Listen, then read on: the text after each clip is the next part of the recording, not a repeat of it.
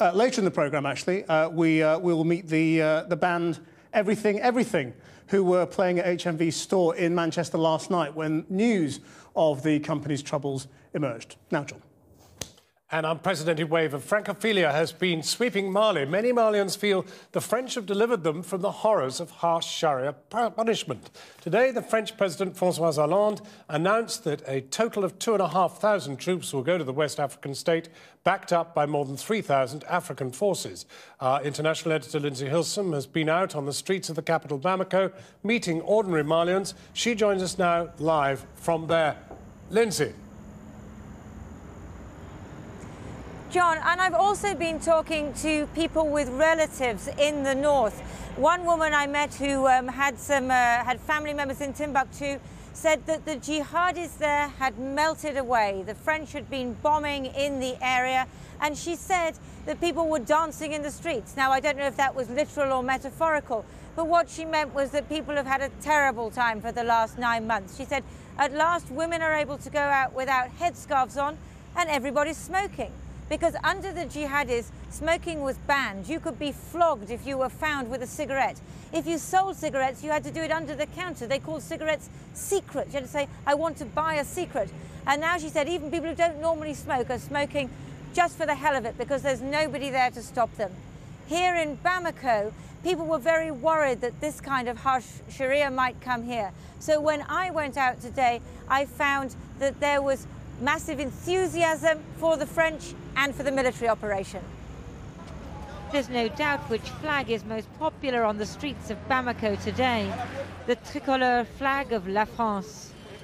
People feared the jihadis would sweep down and impose their harsh form of Islam here in the capital.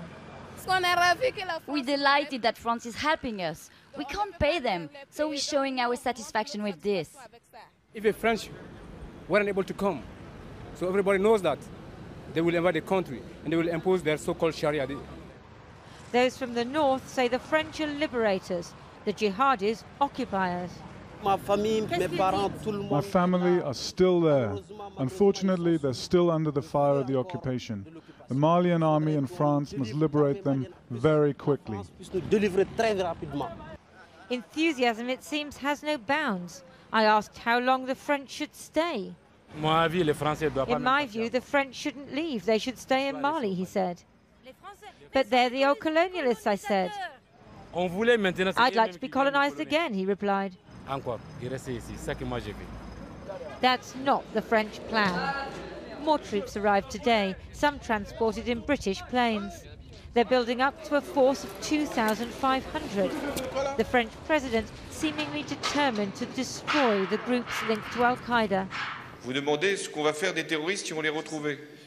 You ask me what we will do with the terrorists if we find them? Destroy them. Take them prisoner if that's possible and ensure that they won't be able to be a threat in the future. The operation isn't to defend a line. There are no internal borders in Mali. I have told you the aim is to stop the aggression and to allow Bamako to be secured so that the authorities in Mali can be preserved and our nationals protected. Today, West African military chiefs met in Bamako.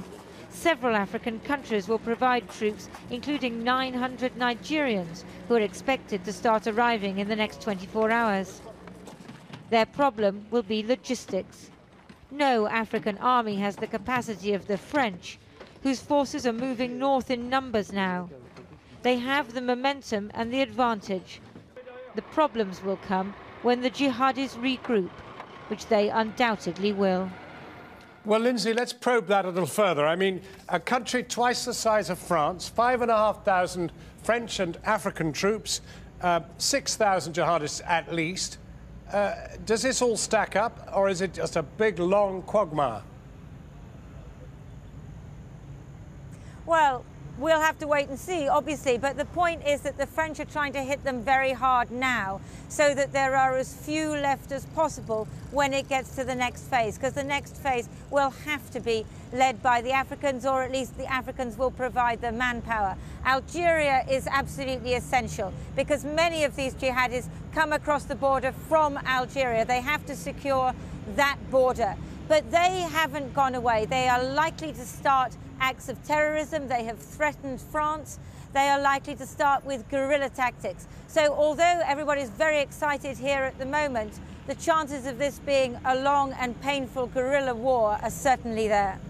Lindsay Hilson in Bamako, Mali. Krishnan.